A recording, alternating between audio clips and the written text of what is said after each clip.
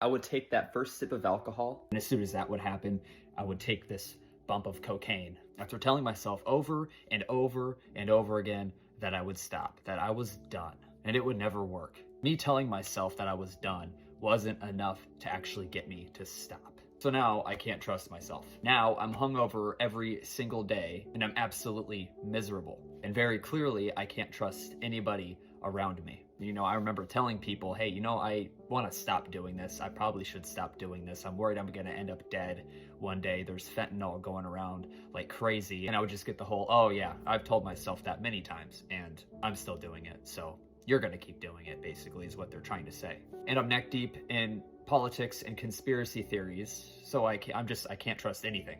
I can't trust anything around me. I don't trust the government still.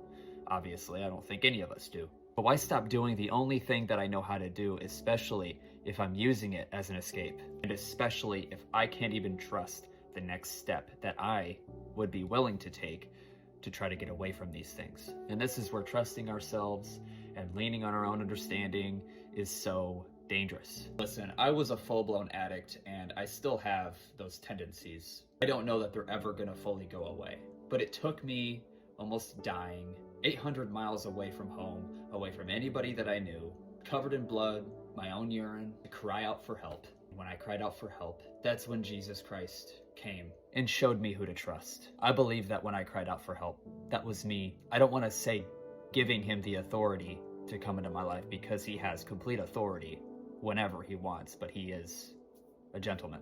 But when I cried out for help, it was from a deeper part of me that I'm not sure I knew existed back then. I don't really know where I'm going with this, but if I could tell anybody anything, it would be to turn to Jesus Christ. It is the best thing.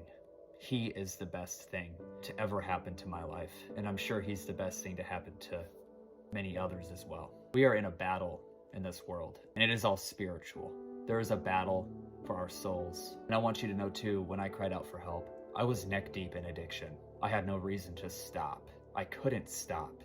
Not by my own willpower, I couldn't. I had moved to this place to get clean, to try to get clean myself. But it only made things a lot worse because of the freedom that I had. But from that day forward, I haven't touched a drop of alcohol. I haven't touched cocaine. There was supernatural deliverance that day. And that supernatural deliverance that happened was because of Jesus Christ. And then fast forward 4 months, I give my life to him. It's not a coincidence. If you haven't given your life to him, just think about it.